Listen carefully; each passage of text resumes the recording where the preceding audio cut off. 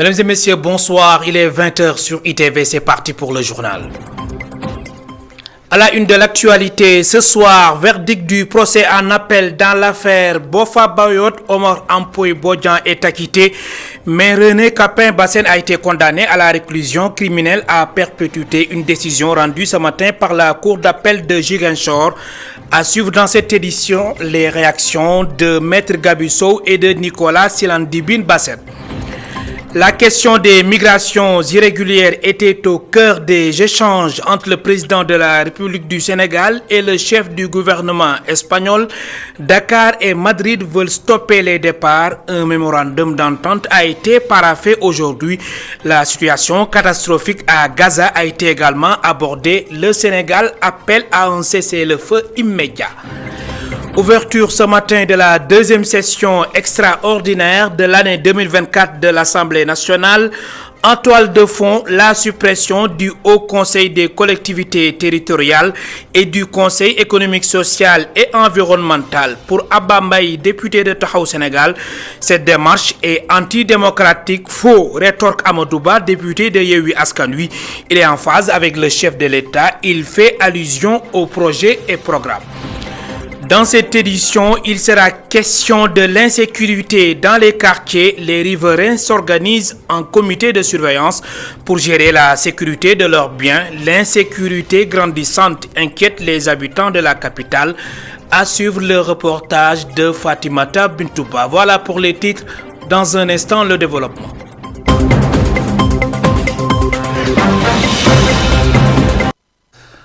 Bonsoir et bienvenue. Démarrons cette édition par le verdict du procès en appel dans l'affaire Bofa Bayot.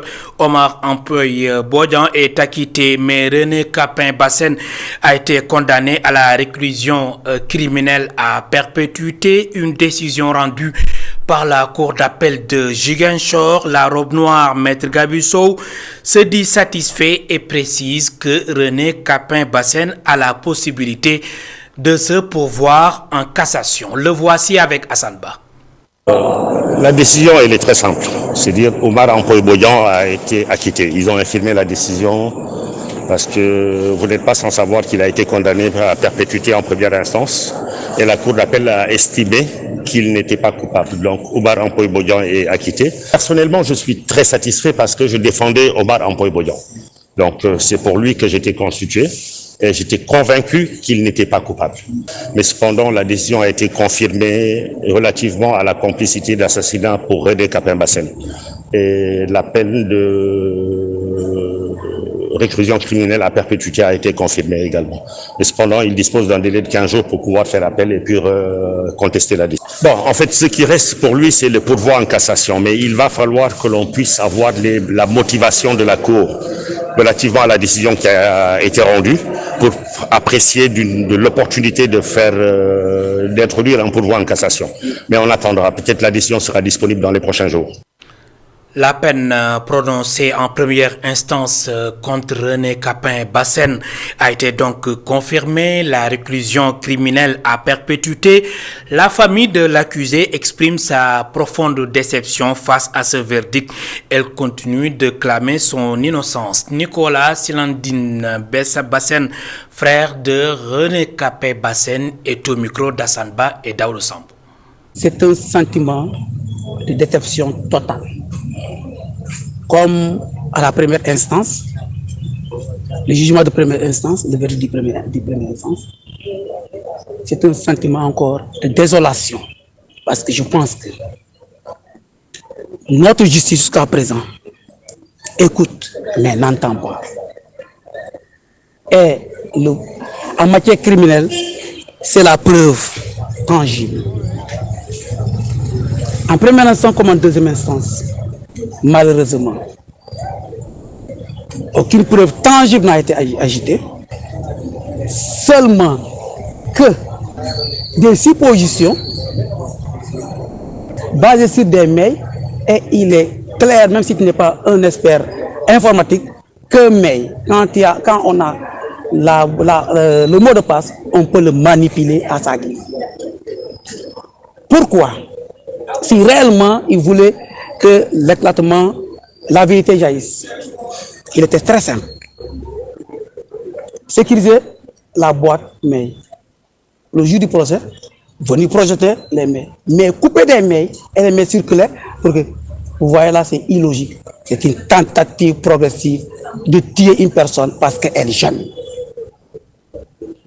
Ce verdict, encore une fois, n'honore pas encore la justice. L'appel relève de René et de ses conseillers. Donc je ne peux absolument vous dire qu'on fera appel ou pas. Je vais d'abord aller voir sur quel état psychologique se trouve mon frère avant qu'on puisse parler d'appel ou non. Parlons à présent de l'insécurité dans les quartiers. Et oui, la situation sécuritaire continue de préoccuper le quotidien des Sénégalais face à une insécurité grandissante constatée dans certains quartiers de la capitale. Les riverains se sont organisés pour gérer la sécurité de leurs biens et autres avec des comités de surveillance. Reportage Fatimata Bintouba et Moussadia.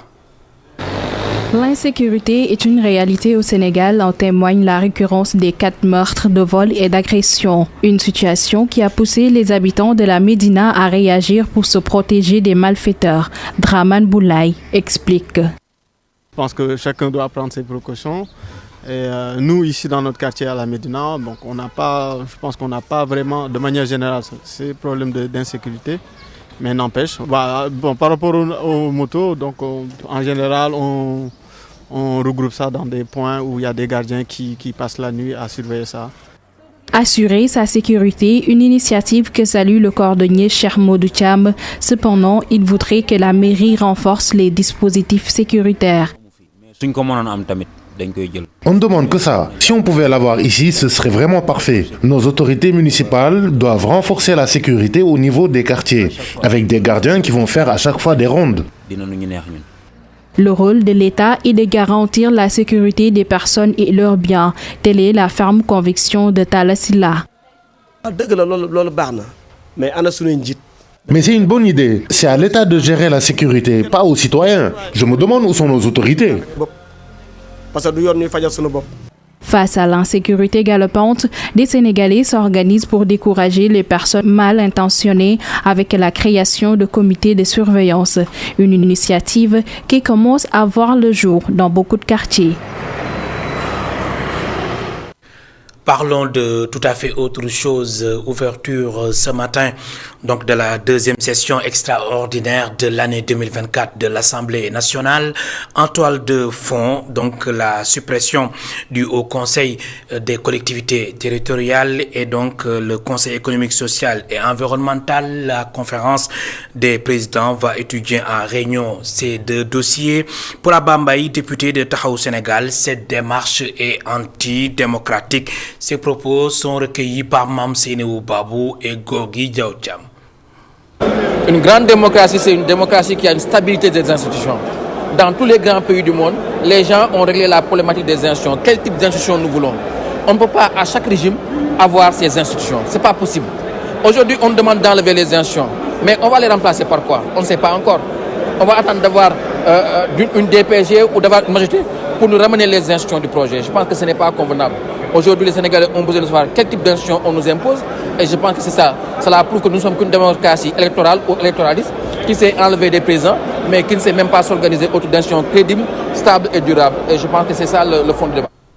Et pour les députés de la coalition Yewwi Askan Wi, cette initiative du chef de l'État entre dans l'ordre normal des choses. Amadou Ba fait allusion au projet et programme de la coalition Diomaye Président. Je vous propose de l'écouter. Il est interrogé par Mame Seynabou Babou et Gorgui Diaw Thiam. C'est une promesse du président de la République. C'est le programme qu'il a présenté aux Sénégalais. Donc il n'y a rien, il ne devrait y avoir rien d'exceptionnel à ce qu'aujourd'hui le président demande la suppression de ces deux institutions-là parce que c'était dans le programme. Maintenant, il se trouve que, vu l'imminence de l'examen de la loi de finances, il faut enlever dans le processus de rationalisation qui est en cours. Je rappelle que beaucoup d'institutions ont été dissoutes parce qu'ils relevaient du décret, notamment le Conseil du dialogue des territoires. Ça n'a pas fait de bruit.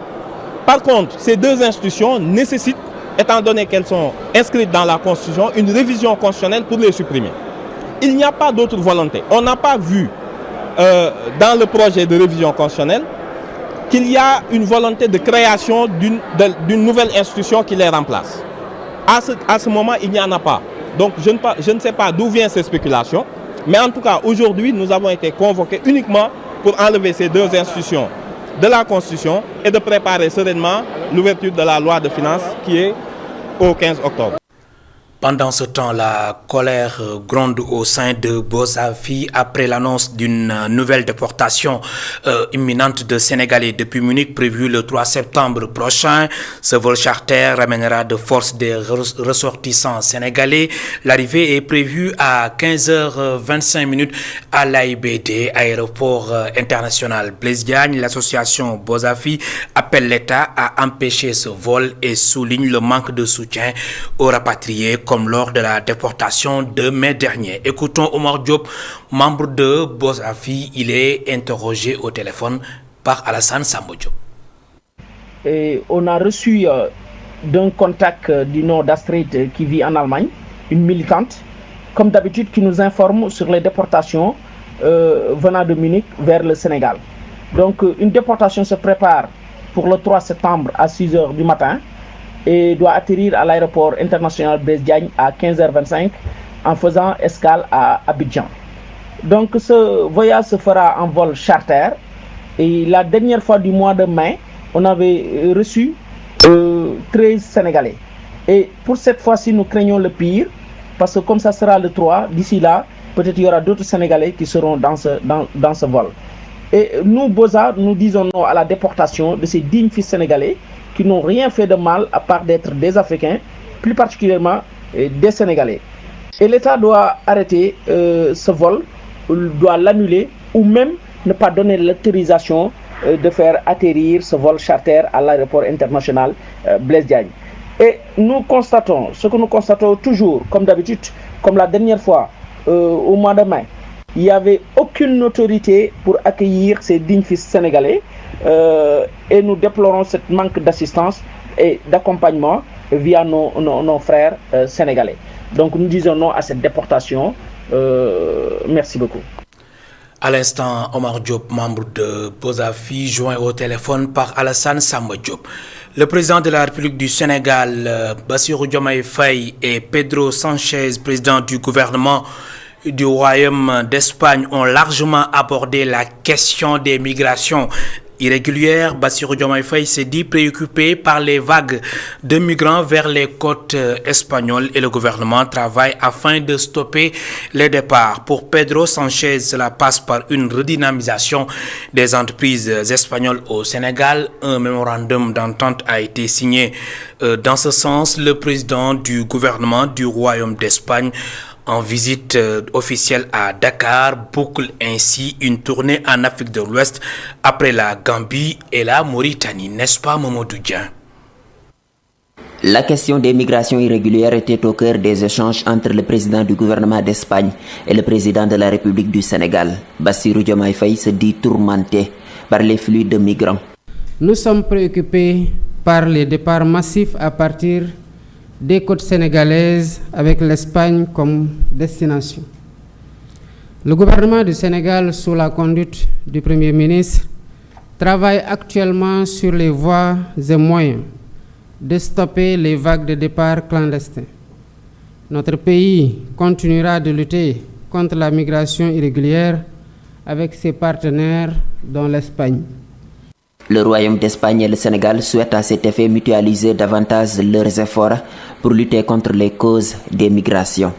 L'objectif du gouvernement du Sénégal est d'une part de développer des projets visant à fixer les candidats à l'immigration irrégulière dans leur terroir et d'autre part de promouvoir une migration sûre et ordonnée.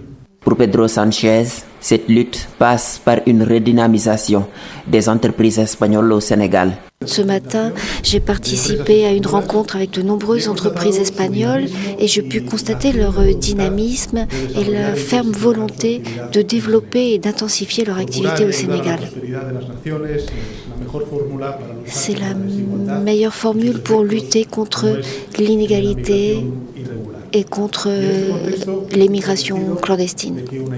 En ce sens, nous avons mis en œuvre une initiative importante, l'Avance Afrique, une initiative du ministère de l'économie qui contribuera à booster les investissements au Sénégal et en Afrique de l'Ouest pour encourager un développement productif. Les deux pays ont signé un mémorandum d'entente en matière de migration.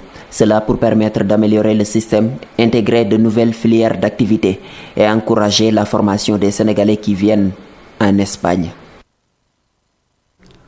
En sa qualité du président du Comité des Nations Unies pour l'exercice du droit inaliénable du peuple palestinien, le Sénégal salue la décision de l'Espagne de reconnaître l'État de Palestine et réitère sa condamnation de la situation catastrophique à Gaza. Bassirou Diomaye Faye appelle à un cessez-le-feu immédiat. Ces propos sont recueillis par Mamadou Dia. Le Sénégal, en sa qualité de président du Comité des Nations Unies pour l'exercice du droit inaliénable du peuple palestinien, a fortement salué la décision de l'Espagne de reconnaître l'État de Palestine.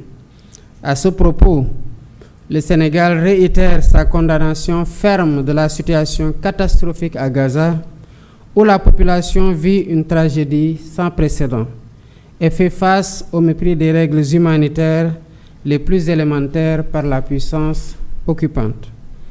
Le Sénégal appelle à nouveau à un cessez-le-feu immédiat et à la solution de deux États, seul gage d'une paix durable dans la région. L'Espagne a toujours défendu l'ordre international, le respect de la légalité et condamne catégoriquement toute souffrance subie par les populations à Gaza, selon le président du gouvernement du Royaume d'Espagne, Pedro Sánchez. Le soutien du Sénégal quant à la reconnaissance de l'État de Palestine par l'Espagne. L'Espagne a toujours défendu, le gouvernement de l'Espagne a toujours défendu l'ordre international, le respect de la légalité internationale et par conséquent la condamnation totale et catégorique de toute souffrance subie par la population à Gaza et palestinienne à Gaza et aussi, comme vous venez de le voir, en Cisjordanie. Il faut que l'aide humanitaire puisse entrer à Gaza et la communauté internationale doit tenir une conférence de paix permettant de reconnaître définitivement la solution des deux États pour que l'Espagne, l'Italie et Israël, la Palestine et Israël puissent vivre côte à côte en paix. Cérémonie de remise du drapeau national aux lionceaux qui représenteront le Sénégal à l'Afrobasket U18 masculin prévu du 2 au 14 septembre prochain à Pretoria, en Afrique du Sud. Lors de cette cérémonie, le ministre des Sports n'a pas manqué d'encourager les joueurs à représenter dignement le Sénégal. Elle a aussi insisté sur l'importance du développement du sport à la base. Le point avec Aïssatou Kane. À la veille de leur départ pour l'Afrobasket U18 masculin, le ministre des Sports a respecté la tradition en remettant le drapeau national aux joueurs.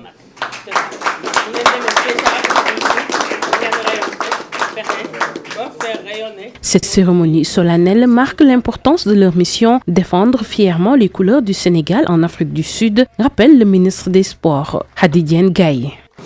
En recevant le drapeau et en revêtant le maillot national, vous endossez la lourde responsabilité, mais aussi l'insigne honneur de défendre et d'honorer les couleurs nationales.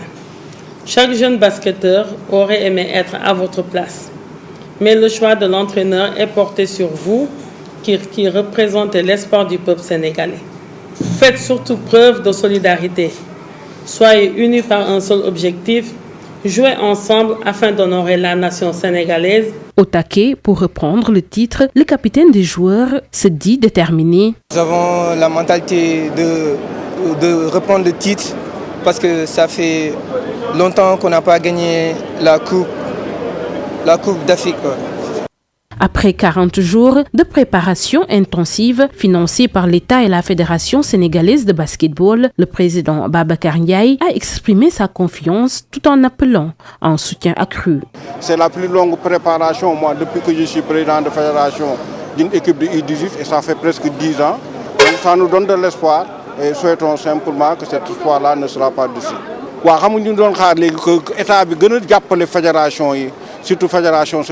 Nous demandons de l'aide de la part du ministère. Il faut soutenir le basketball, surtout la petite catégorie. Mais le développement du sport à la base est une responsabilité partagée entre l'État et la fédération, a précisé le ministre. Je vous invite, Monsieur le Président, à mettre l'accent sur le travail à la base. Vous l'avez soulevé tout à l'heure. Moi aussi, je vous renvoie là-bas. Nous allons travailler ensemble, la main dans la main, pour garantir une formation de qualité et pouvoir assurer aussi la relève. Avec un tel engagement de la part des joueurs, des dirigeants et des autorités, tous les regards sont désormais tournés vers Pretoria, où les lionceaux tenteront de faire flotter le drapeau sénégalais au sommet de l'Afrique. À l'instant, le compte-rendu d'Aïssatou Kane. Le ministre de la Jeunesse, des Sports et de la Culture est revenu sur le projet de loi de finances prévu pour 2025, un projet qui vise à mettre en place un programme d'investissement destiné à doter les territoires de lieux de pratique de proximité. Plus de détails, je vous propose d'écouter Khadija Gaye, ministre de la Jeunesse, des Sports et de la Culture. Ces propos sont recueillis par Aïssatou Kane et Cheikh Ahmed Tidiane Diouf.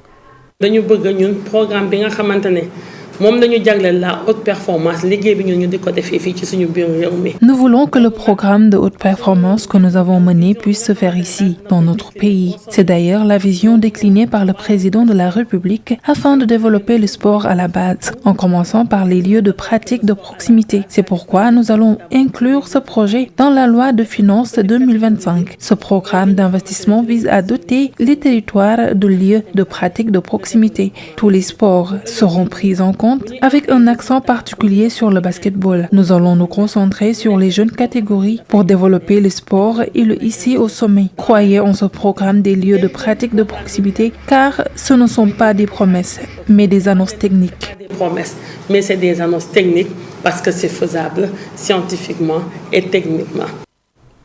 Fin de ce rendez-vous avec l'actualité sur ITV. Merci de nous avoir suivis. Dans un instant, la dernière partie de votre magazine RSA. Retour sur l'actualité avec Baba Ndiaye. Bonsoir.